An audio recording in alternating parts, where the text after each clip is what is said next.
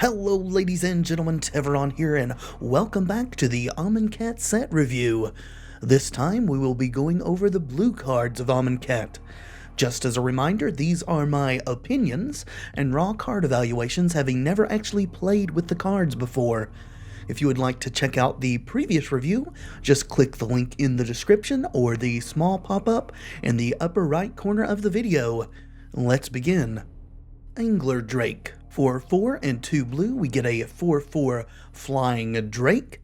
When Angler Drake enters the battlefield, you may return target creature to its owner's hand. Alright, so this is a strictly better version of Denrova Horror. And bouncing creatures, especially token creatures, is a good ability. All that said, I'm not sure a better version of Denrova Horror is really what we want. It's almost certainly too expensive to actually be playable. There is an outside chance it's not, though. Aven Initiate.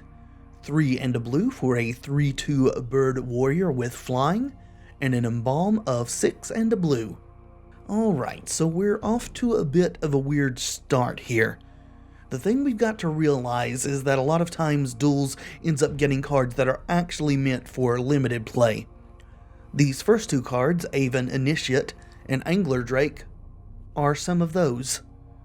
Good or even great in a sealed pool or draft, these cards just aren't meant to be constructed playable.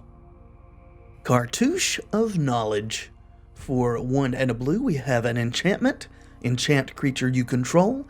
When Cartouche of Knowledge enters the battlefield, draw a card. Enchanted creature gets +1/+1 and flying. Well, it replaces itself with card draw, so that's a plus, I suppose, though it doesn't do nearly as good a job as the white cartouche at advancing your board state. Certainly not the worst of this cycle, though also not something I'm terribly excited to play with either. Censor. For 1 and a blue, we have an instant. Counter target spell unless its controller pays 1. Cycling of 1 blue. Well, apparently Miscalculation is just too good to reprint. Honestly, I'm a bit torn on this card. I've played plenty of Force Spikes in my day, but there's a big difference between 1 mana and 2 mana casting costs here. If it didn't cycle, I'd say it was straight up unplayable. The fact that it does, and very cheaply at that, makes me think it is playable at 1 or 2 copies in a deck.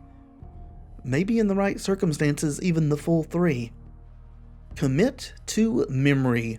The commit side is 3 and a blue, instant, put target spell or non-land permanent into its owner's library, second from the top. The memory half has Aftermath. 4 and 2 blue, each player shuffles his or her hand and graveyard into his or her library, then draws 7 cards. So commit is a pretty versatile answer to a lot of problems your opponent can present to you. And the fact that it puts the card into their deck second from the top is great for a lot of reasons. Primarily, it makes them redraw the card, so they're missing a card draw, and secondly, if it's a bad enough threat, it delays them in recasting it. As for Memory, I'm unsure of how good a 6-mana Time Twister will be in the Magic Duels meta. It can certainly make life hard for Sphinx's tutelage decks, that's for sure, especially since being milled into the graveyard is an upside if you're wanting to cast Memory. And honestly, that's more than enough to make me want to give the card some serious testing. Compelling Argument is 1 and a blue for a sorcery.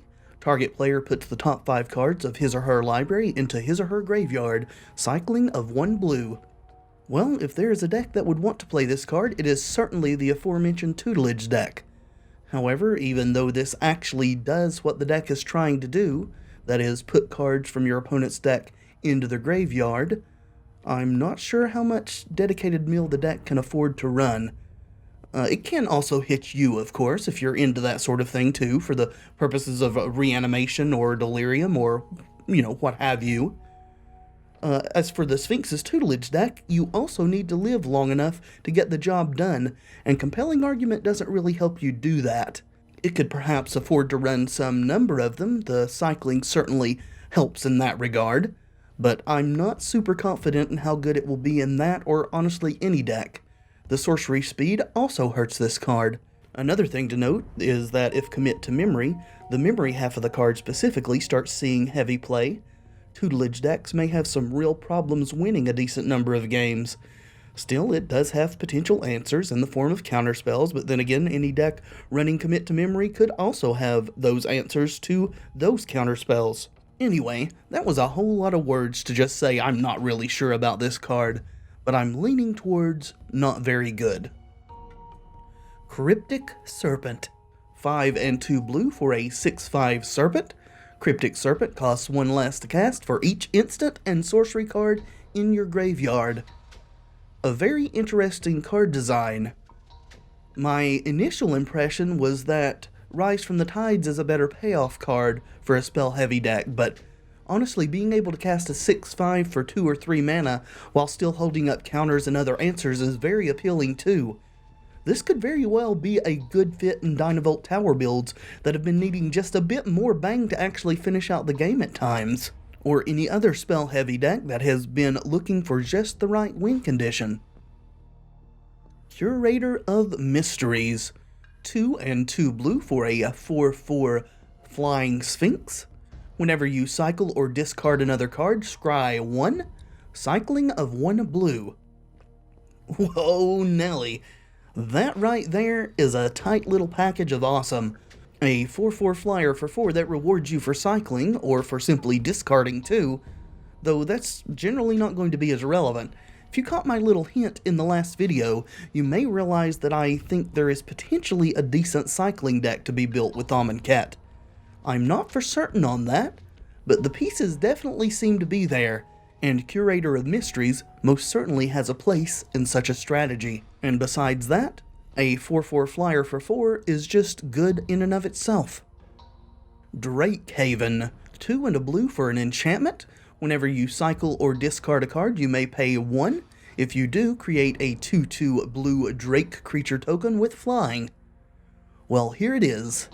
If there is a dedicated cycling deck to be made, this will be the linchpin. It certainly remains to be seen if this card can be as good in a modern iteration of such a deck as Lightning Rift or Astral Slide were way back in the day. The Drakes are certainly a more consistent form of damage than Lightning Rift was, since they get to stick around, but then again, you didn't have to attack to deal damage with Rift either. Fingers crossed. It may be just a pipe dream, but damn am I stoked to give it a try. Essence Scatter. 1 and a blue instant. Counter target creature spell. While it seems we will never be given negate, our benevolent overlords have seen fit to bestow upon us Essence Scatter. This card is so much better than Horribly Awry, it's not even funny. Sure, Horribly Awry exiles, you know what? Who cares? Essence Scatter doesn't care about your creature's casting cost. Turn 10, huge beastie coming to smash my face in? Nuh-uh, Essence Scatter says no. Real talk though, despite my excitement, it's not the answer to everything, but it is very good, and I am more than happy to have it. Glyph Keeper. 3 and 2 blue for a 5/3 Flying Sphinx. Whenever Glyph Keeper becomes the target of a spell or ability for the first time each turn, counter that spell or ability. Embalm. 5 and 2 blue. Seems like it could be a very strong finisher in a control deck. Sure, the toughness is a bit low, so it's not quite as good a blocker as we might have liked, but hopefully you can clear the way with removal and ride the Sphinx to victory. The pseudo hexproof makes it extremely hard to deal with, and if they do manage to kill it, unless they exile it, they will have to deal with it again later. The pseudo hexproof also has decent synergy with some of the other cards we'll be seeing later on in the other reviews that want to put -1 counters on your own creatures when they enter the battlefield. Heckma Sentinels. 2 and a blue for a 2/3 human cleric. Whenever you cycle or discard a card, Heckma Sentinels gets +1/+1 until end of turn. I really don't think this is where a cycling deck wants to be, but I could be very wrong. Maybe we just need to hold the ground in the early game. I don't think so, but maybe. Hieroglyphic Illumination. 3 and a blue for an instant. Draw 2 cards. Cycling of a blue. Very strong cycler here. I really like this card. Cycle it early, cast it late to net a card, and common no less. Not as good as Glimmer of Genius for pure card drawing, but quite a bit more versatile. and certainly a better inclusion in a deck that cares about cycling. Kefnet the Mindful, 2 and a blue for a 5/5 legendary god with flying and indestructible. Kefnet the Mindful can't attack or block unless you have 7 or more cards in hand. For 3 and a blue, draw a card. Then you may return a land you control to its owner's hand. Well, Kefnet certainly seems harder to turn on than some of the other gods, though in the mid to late game you can do it in a hurry if you choose to bounce a couple of lands. An indestructible card draw engine that just so happens to be able to assume dragon mode and kill your opponent's face is quite powerful. I think the bird-headed god definitely has potential. Labyrinth Guardian is 1 and a blue for a 2/3 illusion warrior. When Labyrinth Guardian becomes the target of a spell, sacrifice it. Embalm of 3 and a blue. Well, illusions have gotten a bit of an upgrade. In the past, illusions like Phantasmal Bears died if they were targeted by spells or effects.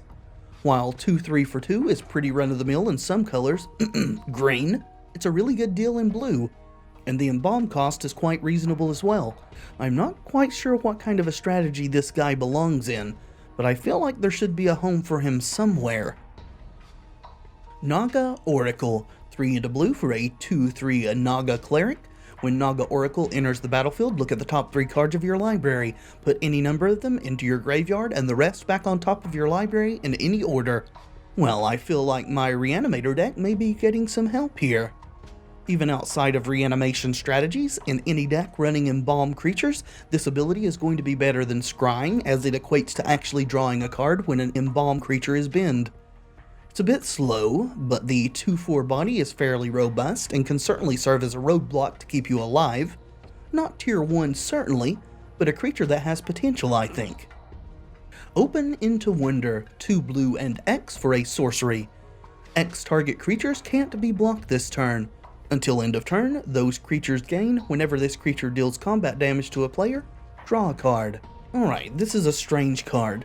I want to start off by saying that the creatures drawing a card when they hit is not a super relevant part of the card in my opinion. I mean, sure, it's nice, but if you're giving several creatures unblockable, you're probably winning the game on top of the damage they're doing. On the one hand, this spell has the potential to win you the game. On the other, most decks that are casting spells with double blue in their cost are generally not aggressive enough to make good use of this card. If it were white or green, I would say it's quite good. In blue, I'm just not so sure. It is certainly a card worth keeping in mind, though. Pull from Tomorrow. 2 blue and X, instant. Draw X cards, then discard a card. Now this is a blue spell that I know how to evaluate. First off, get the notion that this card is the second coming of Sphinx's Revelation out of your head. It's certainly not. The life gain was a huge part of what made Sphinx's Rev good. Being at 4 life and drawing 6 cards is much worse than being at 4 life, drawing 6 cards, and gaining 6 life. Doesn't matter if you draw 20 cards if you can't live long enough to actually cast them. A much more accurate comparison would be Stroke of Genius, though Stroke can target your opponent and this card can't. And while this card's casting cost is double blue and X, while Stroke's casting cost was 2 generic, 1 blue and X, they both draw the same number of cards in the end, since Pull from Tomorrow requires you to discard 1.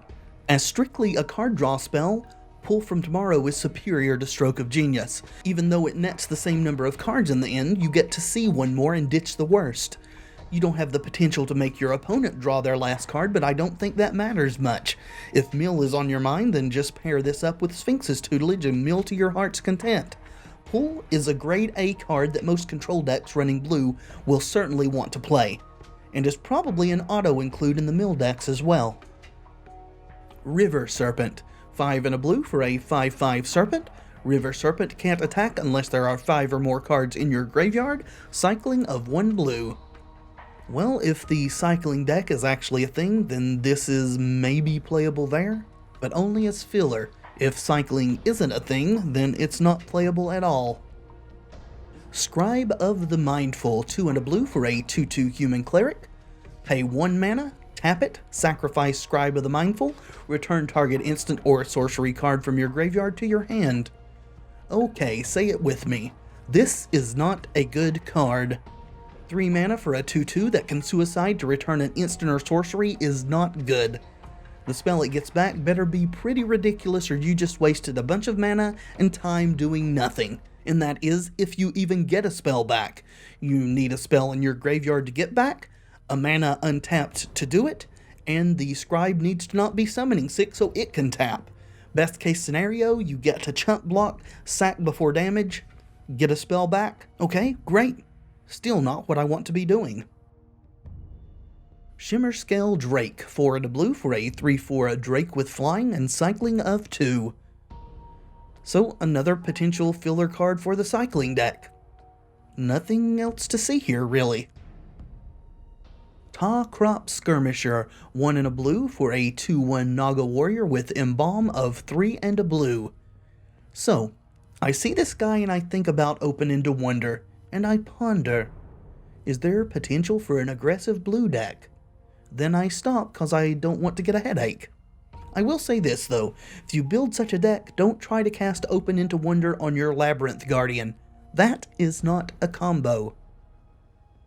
Trial of Knowledge, 3 and a blue for an enchantment. When Trial of Knowledge enters the battlefield, draw 3 cards, then discard a card. When a cartouche enters the battlefield under your control, return Trial of Knowledge to its owner's hand. Well, they keep giving us cards that make me want to play more Reanimator. I'm not sure that's a good thing. An enchantment version of Sift that has the potential to be used multiple times seems like a strict upgrade on that card. However, if putting more cards in your graveyard is what you want, then Oath of Jace is a bit better. It's probably better than Catalog though if you don't mind the sorcery speed, and if you can manage to fit a few cartouches into your deck, then you have a bit of an engine going. Just not sure sorcery speed card draw is where you want to be in a format that now has so much good instant speed card draw. Vizier of Tumbling Sands, 2 and a blue for a 1/3 Human Cleric. Tap, untap another target permanent. Cycling of 1 and a blue. When you cycle Vizier of Tumbling Sands, untap target permanent. So low-key, this card has some interesting stuff going on. It can function as a blue mana dork by untapping one of your lands. It can cycle to give you a surprise blocker, or just be a speed bump in and of itself. Now, none of these things are super exciting, but if the right deck comes together, and by that I of course mean a cycling-centric one, then this is one of the cyclers I think you'll want to include. And that concludes the blue cards of Amonkhet. What do you think? Well, here is my list of not necessarily the best cards, but rather the cards I'm most excited to shuffle up and try out. Commit to Memory. The commit half of the card is very versatile, and Time Twister effects are always fun. Curator of Mysteries and Drakehaven. I'm lumping these two together because that is honestly where they belong. I'm not convinced cycling has the support to be competitive, but it certainly seems like a strategy worth trying out. Essence Scatter. Honestly, I probably overvalue this card, but I can't help it. 2 mana hard counters are the bomb, yo. Glyph Keeper. I'm really hoping the 3 toughness isn't too big a drawback to overcome for this card, as everything else it has going on is incredibly good. Kefnet the Mindful. Honestly, it should be a given. I'm fairly stoked to try out all the Amonkhet gods. And the card I'm most excited to cast is, of course, Pull from Tomorrow. And why not? Who doesn't like to draw all the cards at instant speed and untap with a full grip? So what blue cards are you chomping at the bit to cast? Are there any cards that didn't make it into Duels that you wish had? The only blue card I'm really disappointed in not getting is Vizier of Many Faces. That thing would have allowed some really interesting interactions, I think. So that is it. I certainly hope you join us again tomorrow when we take a look at the black cards of Amonkhet. I have been Tevaron, and until next time, friends, be excellent to each other.